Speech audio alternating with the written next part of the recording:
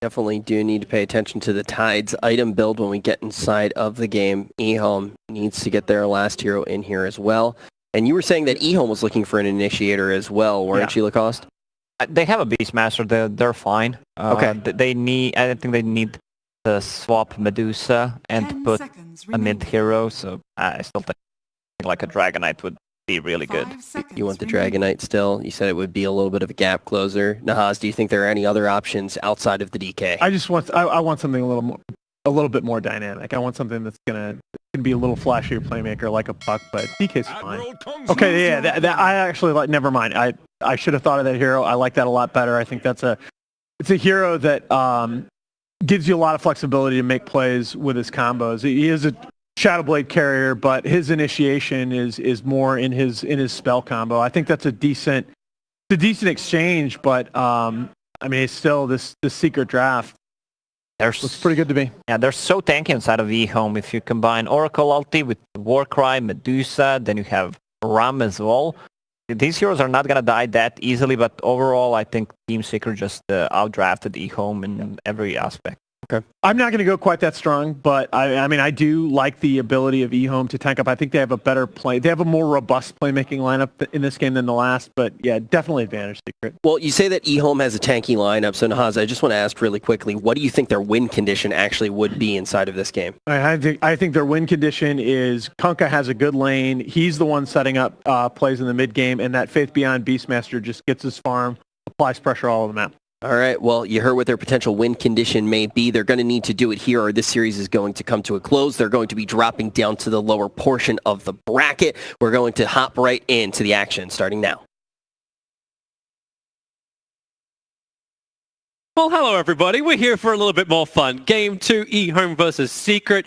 Secret looking very, very crisp in Game 1. But Game 2, EHOME, they're trying something different. They look very, very tanky. But there are a lot of questions over that fifth pick. Kunkka picked up to play what we assume is going to be the midders on ASD. Yep. Against the sniper of mid one. It is a pretty imbalanced matchup for Kunkka, I think, because once you hit level 3, you get plus 50 damage with Tidebringer on denies.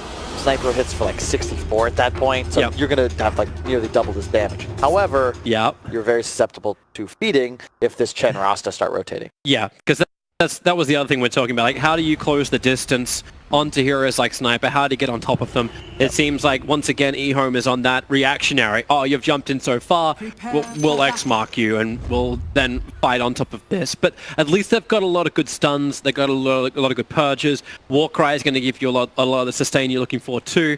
So these things are nice.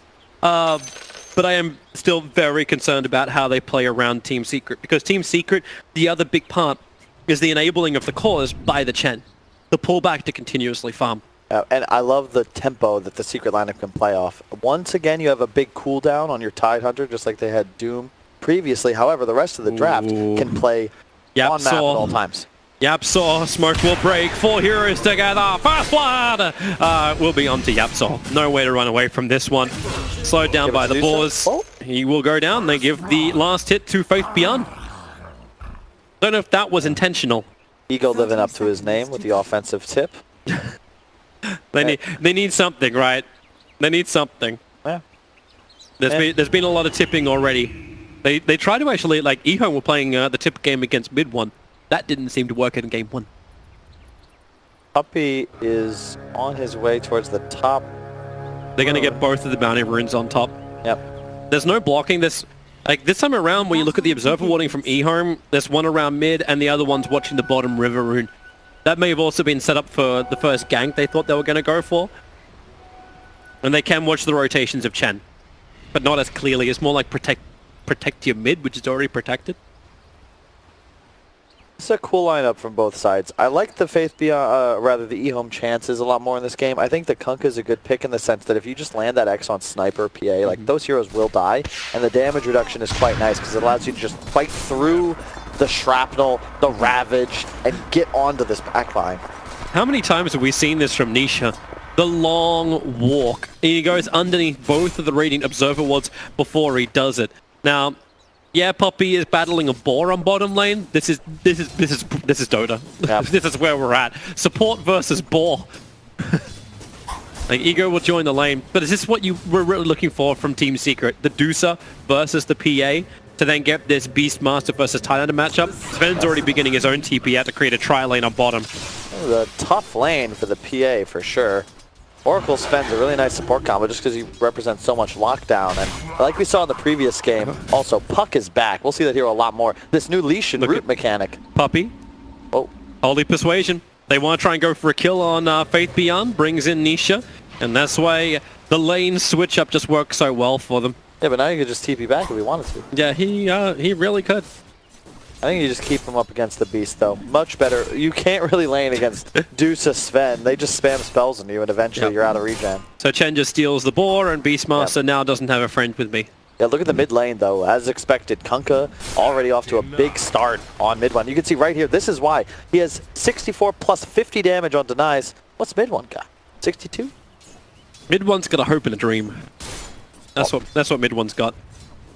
Oh, that's not much, Toby. 51. That's really sad. Yeah. Kunkka gets more, like about the same from his W. And he's even going to hit the torrent, and then connects in with the Tiebringer. So mid one is heavy damage early on, but that's why the Courier is bringing in regeneration, tangos as well as Sal for him. I think you got to play with multiple points headshot and just hit the Kunkka in the mouth if you want to have a chance in this lane. This could be very bad for Secret if this advantage gets out of hand, because a fast level 6 on Kunkka and the boat is almost a sure kill every time with any +1. I think Faith Beyond's been a little bit, oh, okay. Yeah, a little bit slow with summoning any kind of boars. Puppey wants to try and turn around and battle against him. But Faith Beyond doesn't want to summon a boar. He doesn't want to give the power over to Puppey, so he's holding back using Call of the Wild, which effectively does limit what this Beastmaster achieves in lane. I was about to say, I bet he skills axes because of it, because you don't want to just have useless skill points. Yep. Just switch up what you're doing. You can't get boar, as you said, because you just you buff Chen. Yep. But he needed the Call of the Wild at level 1. That's how they saw the Shaman to get the gank. Yep. Now, this is still good for Nisha, though. Again, this is the win condition of Secret, so anytime you're in a favorable matchup, you're happy with this, and he's getting plenty of farm. Again, that mid disparity, and Kunkka is not a Deuce mid like they had in the or not a Deuce, what am I saying? They can actually make plays. It's not a passive mid. Bottom lane, you got the Shackles out, Deucer being forced away. And there's not a lot that Sven does against this apart from Warcry, which is actually a decent amount anyway.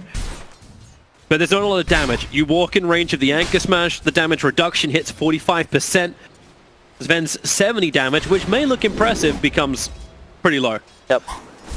And Puppey's now going to go for a kill. He's got the Tomato Bear running forward, Penitence over on Faith. Well, you attack a little faster, that's all. The Tomato Bear? Tomato Bear. How about a red? There's actually a thing as such as a red panda bear. Why not that? A red panda bear? Because he looks like a tomato. Look at him from the back. In fact, he actually looks like a very warped capsicum. Peppers for you. Alright, whatever you say. That's why it's tomato soup whenever it gets devoured. Man, tomato soup is so good. You ever make your own? Tomato soup with a little bit of basil and parsley. Yo, seriously, and not just that, make a grilled cheese and then dip it in that tomato soup. It is a game changer. I'm serious. All right. I'm hungry. Okay, I just want cheese on toast now. That's the greatest thing ever.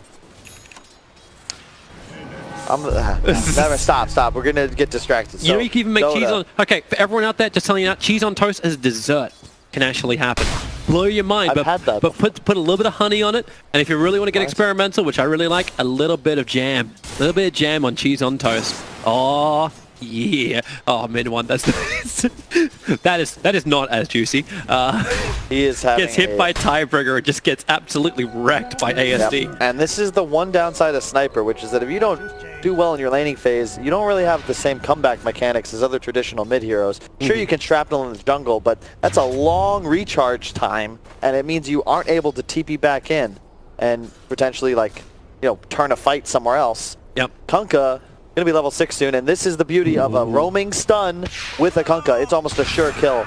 on boat. Shrapnel landing already. He's looking for the Tidebringer hit. Stormbolt just needs to be able to connect now. Yapsor, he may be able to create enough space. X marks the spot. In for the torrent. And now Stormbolt. That's a kill onto mid one. Unless, no, there is no unless. Yapsor's looking for a revenge attack into the Sven. One more attack would do it, but he can't get it off. He's got shackles available, but now with Salve on Sven, it will get cancelled, but he'll give the Stormbolt, instantly cancelling the shackle on ASD. And it's a 2-hero kill going the way of Kunkka. They are fueling the Admiral. Yeah, and bear in mind, Kunkka kills everything in this game. There's no one who's going to have a BKB that quickly. He's going to be very over-leveled, do tons of damage. I think you... Curious to see the item build he goes for, already with a double bracer and phase coming out. But will he go for like the Shadow Blade, the Armlet? There's a lot of options. He pretty much can do whatever he wants. I like it. Shadow Blade would be like an easy way to close the distance later on against mid one. Yeah. Like it's that initiation. But do you actually go that after you get Armlet, or is it more like Blink Dagger style or like Repositioner? It's situational. I like the Armlet just because whenever you're ahead, that item is the best. For the gold on a strength hero, it gives you more than any other item. Yep. And then it's kind of up to you. Do you want the blink? I'd say if there were a game for it, when you're this ahead, I like it. But otherwise, Shadow Blade's nice just for the... You get the bonus damage on the cleave, so... Top lane, PA may be in a little bit of trouble. Nothing to jump over to. No Chen to help out. I love how he's still not even summoning the boar. Like, just in case. The slow would be useful against Nisha, who goes into the trees. But just in case Chen's nearby, they'll drop the secondary nuke. Shaman dies in the meantime on bottom lane. A double damage Sven just moves in from the side and gets the kill on Yapsor and now zones out Zai.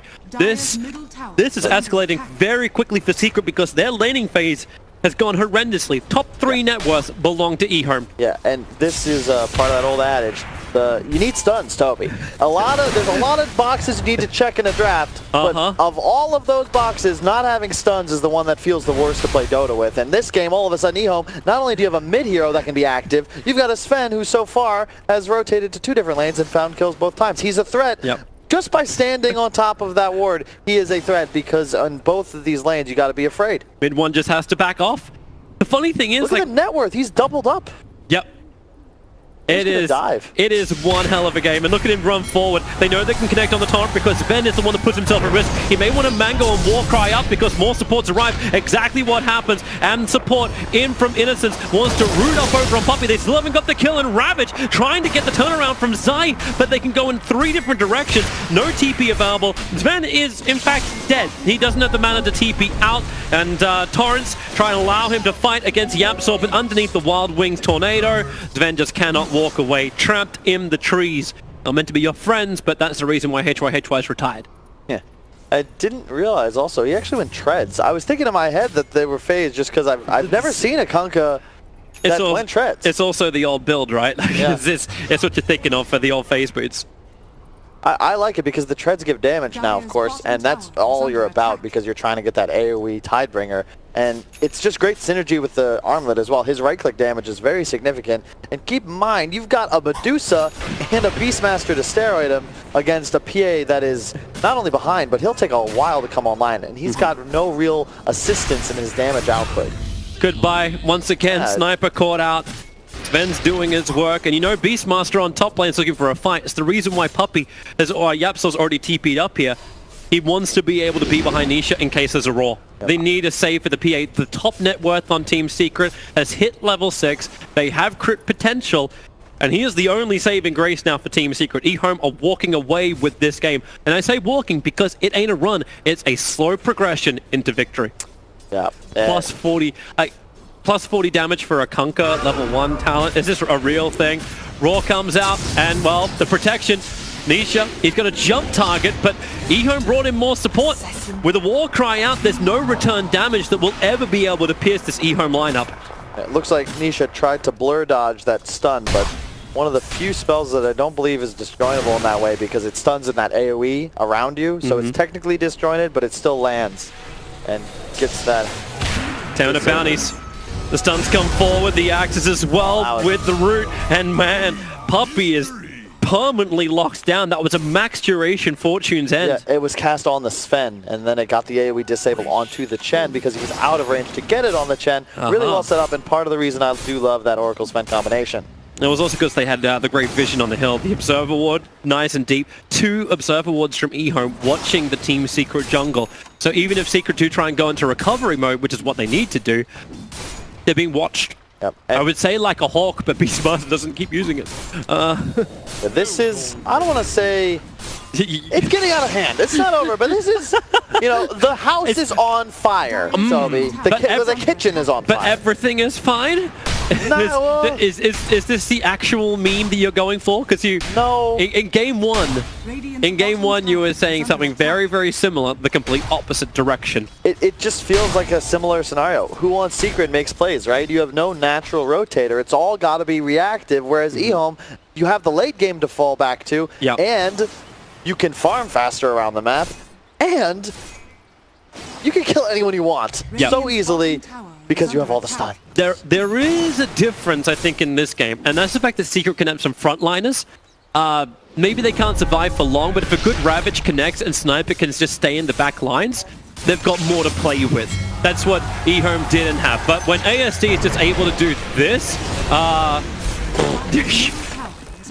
your backlines don't feel as safe. Yeah, he's already got, with Armlet, procced over 200 damage. And they're going again. My goodness gracious. It's just like, hey, would you mind lining up your creep for me just so I can get the cleave damage? Alright, not required. Zai does TP in over. More supports coming in as well in the form of Yapsor. No mass surf towards ASD. That'll be the big kill to get. The Roar is out, stopping the PA from attacking. And ASD just toggles through, begins his TP out. That was optimistic. Innocence, he didn't actually false promise. He false promised himself so he could TP away. ASD really could have used that time. Oh, so close to death.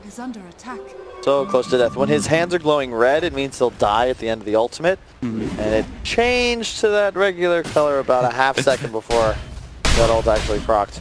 So, it's a good fight for Team Secret. Medusa was still not involved. Like, he's up on top lane pushing in the tier 1 tower.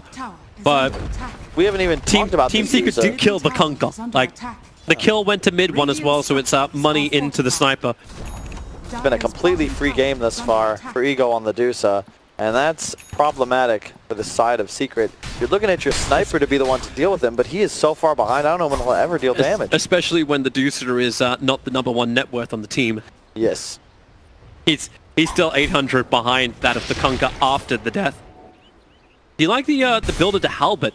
So he's going for a way to stop the PA, even if PA jumps him. There will be no way to attack. And there's, oh boy, oh boy. And just Typebringer again with the, oh boy. And he stacked this mostly by himself. Money, money, money, money. This is, You know that Halbert? It's rapidly approaching.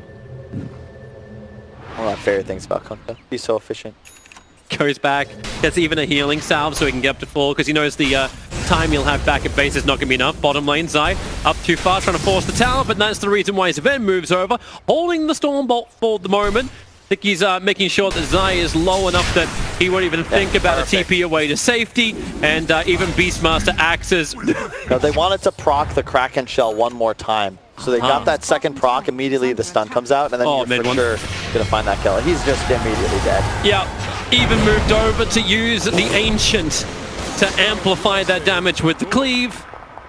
Now this is a pretty good example of just how important drafting is in the current patch. Yep. You abuse certain matchups, and because the game is just so fast now, there's so much more gold on the map. Stacks give 35% bonus to the stacker. Bounty runes, denies now giving gold. Yep. The game just seems to progress so quickly. Towers melt. Do they even, like, we're 14 minutes in. I don't think we have to say they go up. But it's tough into Tide Sniper. But yeah, if at the moment, like, if you get somebody even in range of X marks spot, they seem to be dead. Yep. It just feels like, once again, the game comes down to who can be offensive. And really, it feels like EHOME were the only team with the ability to play aggressively. Secret, yeah, you have Ravage, but like, look at that, he's a watermelon. Is he going to just backstroke? And there's no damage to follow up after it either. Like, the Halbert is being completed as we speak. It's 15 minutes. Ven wants to keep the chase going. That ain't gonna happen. That's so good by Jiaming. Like, that's how you play Dota right now. Just run at him, force the response, waste your own time, sure, but that's 30 seconds Nisha doesn't farm. In the meantime, Dusa, Kunkka, they're still racing, no problem. It's the job of the Sven, right? Like, he's a Warcry. That's the reason why this hero got first pick, because the ability got changed. It's this unbelievable amount of life he can give, and of course he survives even longer. Mr. +8 strength to go with the... So the attack shield health is 440 for a 10-second duration. This allows everyone to go high ground. 18 minutes, high ground breach. How do we do this one? Oh, I think it's Warcry. Well, I would... And a little bit of extra things like Blast. There's a few other variables in play, but yeah, that's a big one. You got the Oracle for the save. I expect them to do Roche pretty soon. You already have the Medallion and the Vlads, but much like the previous game, EHOME, they're a mature, experienced squad. You don't want to go into the pit against Sniper tied without some sort of advantage that ensures you'll be able to kill it unaccosted. You don't want to have a combat situation break out when you're in a position where really you should just win this game easily if you play it properly. Yeah. Well, they're taking the tier 2 tower up on top. It was a bit of a trade-off. The Mass Serpent Wards were used on bottom to take the tier 1 tower. So at the moment, it's just a split push by Yapzor that's holding him back. But Raw into the mid lane, and here we go again. You could say goodbye to the Chen. Follow up. Zai's getting in the mix of this, and well, there is your Ravage. It's a good one. It'll hit all of EHOME. Beastmaster is already down. The Stormbolt follow up into the PA, but Hex is keeping his men out. Yapzor's control may do the job. Medusa wants to on the Stone Gaze. This will allow EHOME to retreat back up the hill, but Zai stays with them. Another Anchor Smash, reducing so much of the damage. While PA, he's able to jump down False Promise, keeping Kunkka alive so he can armor toggle a little bit harder the Stormbolt. A blink over, he'll actually end up stunning over on 2, but the follow-up's still not there. How is this happening? Zai just continues to run forward, and EHOME, they're running away. They were so far ahead. The team had 9,000 gold advantage, and they just lost so many core heroes. The Kunkka will survive. The Team Secret show what they can do to fight.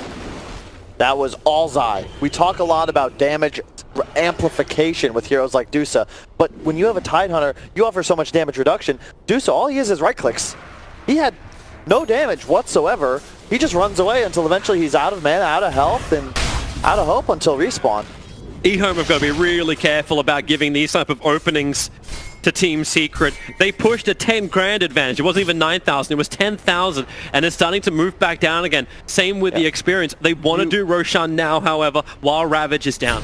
You trade that lost engagement for the Ravage, and I think you're all right with that if you're EHOME. You got to be a little shaken, however, because Secret proves still formidable, even with that massive disadvantage. But really, was that the fight you're looking for? You roar, heavy commit onto a Chen, and then Tide walks in, and you don't even show fear. They didn't flinch. There's a Ravage, folks. Yeah, Yapzor on bottom lane. He's trying to keep the split push going. At the Mass Serpent Wards, he wanted to force some kind of rotation down. A Hex TP out if he can get to the other side. Misses the torrent, but ASD, boo!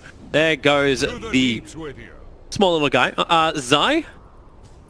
Yeah, BKB is the big pickup for the Kunkka. At that point, he becomes by far the strongest hero on map. Yeah. Ego, just continuing to farm. He is approaching his Iron Branch. Has enough gold for that. He'll probably pick it up soon. Yeah, that's to replace the Aegis. Place it for something. It's the GG branch you need. It's always the classic item. Zai's looking to go up towards top to work with Nisha. Innocence. Okay. All right. That's Gush, folks. -7 armor. Yep. And the PA hits very hard. No time for a False Promise. This is my favorite combination, like weird combination we didn't see much in the past. The Gush and the Medallion. -14 armor. So cool. Mid one wants to try and help out his teammate. Poppy not dead yet. The double Stormhammer hits on Tidehunter, but Yapzor, they find a better target. They can look over towards the Sven, but they really want to kill off the Kunkka. They need to focus on one target. Beastmaster, Roar on the Shaman. Mass Serpent Wards won't go down. Ravage is back off corner. Now they can get the Mass Serpent Wards down, trapping him the Sven, and this is all the space for mid one just to sit on the back lines and pump the damage in without any kind of real contest. ASD is dying quickly. Nisha jumps back in. The Stone Gaze can turn on, but Team Secret got what they wanted. 3 hero kill, they would like to get more. If they can jump up, phase boots come off cooldown, combine it with the drums, the movement speeds up, and the stifling dagger and penitence, a fantastic dodge with Amanda style. Remember, he's still got Aegis Immortal. Even if you get this kill, do you get the follow-up? Yeah, they have the damage, but there's no buybacks coming in from EHOME, no support. They're going to let this Deucer die. So many huge core kills that keep going the way of Team Secret. And Innocence was trying to stick around to help him out, and Nisha wants to go for the fight underneath the tier 1 tower. He's like, okay, do I have a team? There's false promise, but I don't think Oracle wants to burn that. You can get the disarm. Now the assassinate kicks in. You cannot heal through this level of damage. He wants to. The Ancients are even pumping into him, so it looks like he'll be okay for the moment. But the mid-tier 1 tower, now Secret go for this. Once again, another good fight. They're just outplaying their opponents. I mean, you can see that Ravage coming from a mile away. Zai with the perfect positioning centers himself to ensure the Ravage goes off on Blink 4. forward, Nisha. As well as mid 1 being attacked on by the Sven. Tide rotated in around the back. He came in with the end of the regeneration rune, so he's back up to full, but they've lost mid 1. They've lost that back end damage. Nisha, however, he should still be able to kill off the Sven with a little bit of extra help from Yapsor. They will torrent back in Chen. Man, they really hate him. Puppey goes down once more. There's still a 2-for-1 trade-off, but that's a fight that Secret take without Ravage. Yeah, but you gotta be a bit concerned now. Your PA is a Battle Fury. Like, he is fat. She's getting BKB too. Yeah. You know, this is where we look back at item choice and team fight selection, because, you know, you did get that Roche, but you traded 4 heroes for it, and if you look at the Kunkka, now he goes back for a Shadow Blade. Why not pick that up before the Halberd? Perhaps find an extra kill here and there. Yep. He was at a point where he could have killed Sniper by himself easily, but he didn't have that item to hunt until just now, and the advantage that he would be able to use to become that assassin has evaporated, and all of a sudden, it's about team fights. It may have been also just the mindset, like we knew I got it, it was to stop the PA. The PA was nowhere near building into a BKB, you just disarm and she doesn't do anything in the engagement. But it doesn't, like, who cares about the disarm until PA is actually dealing damage? And sure, it'll become more effective as the game goes on, but Kunkka's not even really the target in these fights. They want to take out the supports and the Deucer. Yeah. But it's just so funny that, like, mid 1 having all the space in the world, you see where the fight just disappears for Team Secret when EHOME get the jump onto the back lines. That's why we were tossing up a 5th pick Slark for EHOME, because we thought it was going to achieve exactly the same type of thing. And the concern is that now you really don't have the late game advantage unless you have, well, an actual net worth advantage. Just because of the way Tidehunter, he is a Vlad's and represents minus 14 armor on a target, in addition to the Ravage for the team fight. Yep. And you have a Sniper against a Deucer. That's a 1-to-1 counter. PA ain't no joke either. Smoke just, they're hoping for a fight behind Zai. Love the drums pick up by Puppey too. I think that was instrumental in finding a couple of these chase kills. They get the one, and then that gives them the speed to catch more. It was the movement speed to catch out and burn off the Aegis of the Deucer. BKB is finished on the PA. Deso next. Man, this is getting spooky. Do you like, again, like the Battle Fury cleave? It's just... it seems too good, really. Minus 3 armor is what? Like a little more than a Blightstone, if you think about the amount of gold that represents. It's also kind of funny when you put it with the triple stifling daggers. Yeah. Because the cleave follows on the dagger. Yep. It feels a little OP when that can happen. If anyone's standing close to each other, it's just this spilled damage. At the same time, you got the king of it on EHOME, which is the Kunkka, who is still #1 net worth. They still have a 5k gold advantage, even if the experience is swinging back up the way of EHOME. Yeah, really impressive from Secret, though. The fact that this game is still so close. It's still going on. And he's playing with that, with the average line, a little bit under the average now, thanks to the death. You see the dip at that point. The downside of this butterfly build is that you're going up against a Sniper who loves itemizing for MKB. Evasion is far more effective against cores that don't want to buy it, like we saw in the previous series where Ramses even skills that evasion talent, because he knows, look, an AM never wants to buy this MKB, and neither does an OD. Sniper's just like, yeah, sure, I was going to get that anyway, but okay. Yeah. The only downside is mid 1 will have to finish his BKB first and then go into the MKB. So his timing will be a little bit off against the Deucer, who's like pretty much 1,800 gold away from having the butterfly. Oh, assassination flies in at the Oracle, but too easy to TP. Well played by Y. Nisha with the blur, looking ahead, trying to find anybody We might be out of position. Love the creeps from Puppy as well. I mean, I keep talking about items, but creeps matter too, all right? These auras, I guess, are what I should really be discussing. He's got a wolf. I was going to point out, should that be possible with a PA using blur attack? Because like, if you're like smoked up and you come in with an iron shell, the creeps disperse. Why do they not disperse against a blur attacking PA? Well, he's an assassin. I don't realize there's a dagger in my back. Yeah. No one expects the Spanish Inquisition. Our key weapons are surprise. Surprise and fear. Our 2 weapons are surprise, fear, and absolute ruthlessness. 3 weapons. I don't know. Monty Python is like so... It's a cult, man. Esports world won't get that. Crit, no hit on Shaman, but not enough to find the kill. Yeah. You know, not many people get my references, but at least somebody else got the Blackadder reference that I used in the earlier game. That might be a sign you're aging, Toby. What are you again? What do you mean 43? a sign I'm aging? There's many signs I'm aging. My metabolism kicking down to being fat, where now I actually have to worry about what I'm eating and the amount of exercise that I do. Yeah, that's sign number 1. Yeah. You wait until you hit that point. I already have endless metabolism. Those days are gone, man. I used to be able. I remember my mom would buy some honey buns, a delicious snack. She'd get like 2 boxes, and I would hide one under my bed and eat them in like a day and a half. Wouldn't even bother. Oh God. I don't think I'd be able to leave bed for a day and a half where I had to do that now. But anyway, Dota. My old breakfast was 6 Wheat Bix, muesli, 2 bananas, and I even poured sugar on top of it just to make it even that much sweeter. Okay. That was my breakfast standard every day. I went through like 5-6 liters of milk a week. That was how I grew up. I have very strong bones. But at that point, I was also doing bounty sport all the time. Toby. Bounty runes. Wait, sorry. in 3 minutes. Back in the game. I'm testing you. We're back in the game. All right. Solar Crest picked up. It happens a lot, unfortunately. Blink Dagger soon to be selected by the Beastmaster, but I don't know if Initiation is going to help you unless you're able to kill that sniper. That's the name of the game. Don't let him drop those shrapnels. Get the sniper. But you also have a buffed up PA. Yeah. Remember that Chen can just bring him back over. He's just farming up and then moving from one camp to the other. The Dire will scan, surprisingly, is south of the pit. They're actually looking for the maximum spread. But PA now has a triple stifling, maximum cleaving, stifling daggers. Yep. This is problematic, but it's also the fact that she is rapidly approaching that 25. And I don't think you have to go blur evasion in this, right? But you can, like, if you get the plus 5%, that's already a huge crit. She finished an MKB. That butterfly is now dead gold in terms of how he gains survivability against the PA. Oh my God. All Secret want to do here is kite the Medusa ult. Oh, they found a target, but it's Chen. It's Puppy. He has been the punching bag of EHOME, but we're reaching very heavily diminishing returns. It's 159, 16 on the Chen and Shaman respectively. It's not on the cores anymore. That is excellent, and that's the reason EHOME will probably be able to just pick this up before Secret can even respond. Yeah.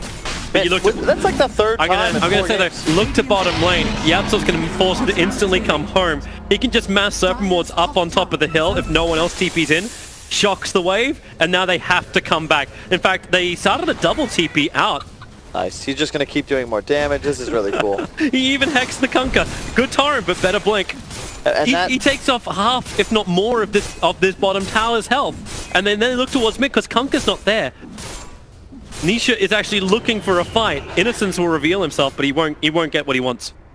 The problem now is Oracle in a lot of trouble just because of how much damage output PA can deal. You can be like, when do you false promise? Yeah, but it's not just the burst damage is a problem, but also you become a target. Like how much Oracle does he? Armor does the Oracle even have? 6. He could possibly die in a dagger crit. Yeah. I also love the fact that, like, correct me if I'm wrong, but doesn't the MKB effect go across all the stifling daggers too? So you could actually get a bonus 100 magical damage, a 75% chance on the back of the daggers. Not bad. Yep. How close is Sniper to his? I don't mind this. He's not going for it. Yeah, just focus on survivability because Sniper's one of those mixed damage carries. The shrapnels are important. Getting off good ults can be important. You don't really need to worry about the Medusa. Your PA will handle the raw physical damage. You just gotta stay alive. He jumped at the middle of them. The Hex at the same time. Medusa, how fast did she die? So far away from the rest of the team. which now Ravage will pop off. Sven's being controlled by the shackles. Mid one's focusing to bring down the Sven, but now they've got even more life. Crimson Guard pops off, but Hand of God from Chen gives enough life, and Nisha under the cover of BKB goes from one target to the next. You've got more TPs coming in. They got the shackles. Whole Deucer in position. No way out, and now with False Promise, that's the only thing that can be given, but she is totally dead. No way to survive through this. So much damage has been applied. Goodbye, Deucer. And then in the trees, Oracle, he never left. He stayed in the trees, didn't have a TP scroll, and it's 4 heroes going down for EHOME. You look at the buybacks coming out from Secret, it was none. That TP into the shrine thought was somebody coming back in again. It was just the Deucer trying to get back out. That's insane. I gotta give props to Zai. Well, no, not even. Puppy, the 22 pick Tide has gotta be... Man. Yapsor, he's still got Shackle available. He can buy a little bit more time. Mid one's arrived. This would be an unbelievable kill if they can take it. You don't care if you lost Yapsor, but you do care if you brought detection, which you didn't. Now Puppy. Oh, not again. Oh, like this. Look good though. Yep. They're not even moving. They didn't even be like, oh, you guys, what are you doing over there? We're taking a tower. Why don't you guys TP top? Conquer is TPing back down again now. Tower will still be taken. This opens up the shrines to be picked up by Team Secret. But I did not think in this series, considering this start, that I'd be saying Team Secret are the first team to take a tier 3 tower. It's been an incredibly well-played game from them, and unlike the last series, I think EHOME is just a step below the class of LGD. They had a commanding lead and just got outplayed, really. They overextended a little bit, however. I think that one fight in the river around bottom rune was the big issue. Zai with that perfect 4-man Ravage. After that fight, really felt like the wind was out of their sails. They didn't play aggressive any longer. They didn't really get an opportunity to make any plays. They got roast, sure, but that last team fight, I mean, yep. I feel like they was predestined to fail. Nisha's sustain is going through the roof as well. He's building Satanic. And in fact, I say building. He has the money to complete the Satanic. He can even take that rune that's been sitting up there on top lane for 2 minutes and go and purchase it. And if Ramses is messy, I think this kid Nisha might be Mbappe, because he is just this superstar talent that no one's really sure how to handle just yet. In bottom lane, we have TP's. Ooh, that's a smart cancel. That's a dead Sven. And nope, he'll blink himself away. The Dire Observer Ward was actually planted. They would have loved to move over and de-ward it if they saw it, but I don't think EHOME's going to come out there anytime soon. Faith Beyond is... Oh, okay. He TP'd out to this. I don't think you want to stay. I don't either. Like, Nisha's on the prowl. You can blink and run away. That's the best thing. Also notice what Beastmaster's building into. He's going for an Aghanim Scepter on BM. All right. Good luck with that. I feel like you're far more in need of some sort of damage amp or reduction versus an extra roar every 45 seconds, considering you're losing these team fights or winning them in a span of 20 seconds. Yep. You really can fight under the duration of the boat buff, and that's about it. I like how you give him 25 seconds. Like, with the crits the PA is able to achieve, like, it's not even lasting that long. Look, they're about to enter the... Oh, man, Ego. Really good heads-up play. He pops the Manta even to push the wave. He knows Secret's in the vicinity, and they could have lost the game right there where he'd have wandered down that hill. I should point out where ASD is too. Like, he's up on top lane, pushing out the waves. And he has the money to buy an Assault Cuirass. He can TP straight back down again, and that's maybe what he wants to do. The Shrine is still available. That's something which Team Secret didn't kill off. So it's not too far for him to go to just spend that cash, but do you want to commit for the AC? I think you have to. I think you have to. You've lost the last couple of fights. You know you're having issues with damage. You got to commit. You can't afford buyback, because what does that even do? Again, this is a very fast Secret lineup. They're a Tesla. They don't have any... They don't run out of gas, okay? They have a Ravage, and other than that, it's short cooldowns. We should also flag, a Tesla can run out of energy. That's not true. You get a solar-powered one. Well, this ain't the Matrix. The sun hasn't been blocked out, so yeah, potentially. If you stay with the sun, a Tesla will never run out of energy. They aren't actually solar-powered.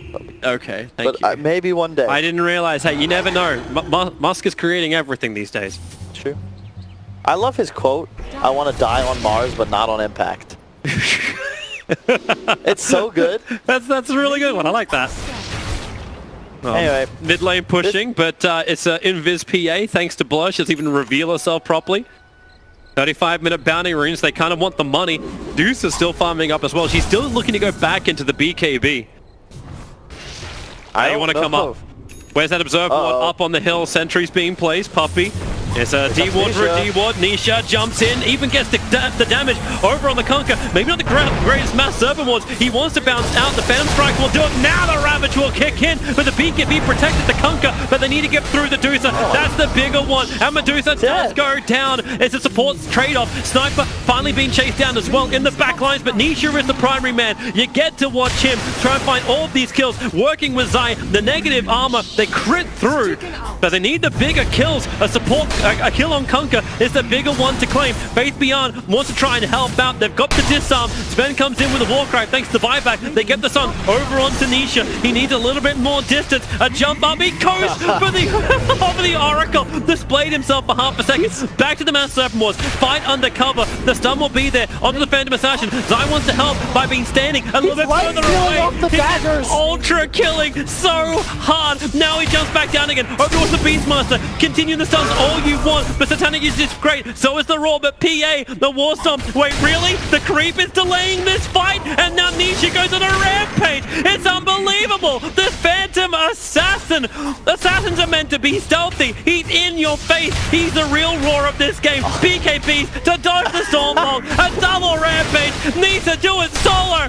Give me a triple rampage. You're gonna get it. A stun. It's only delaying the inevitable. It's a triple rampage for Nisha. Unbelievable. This game is secret. GG, well played. You cannot repel firepower of Nisha's magnitude. Unbelievable. That Satanic pickup I have not seen on a PA. It's super good for like 4 reasons. The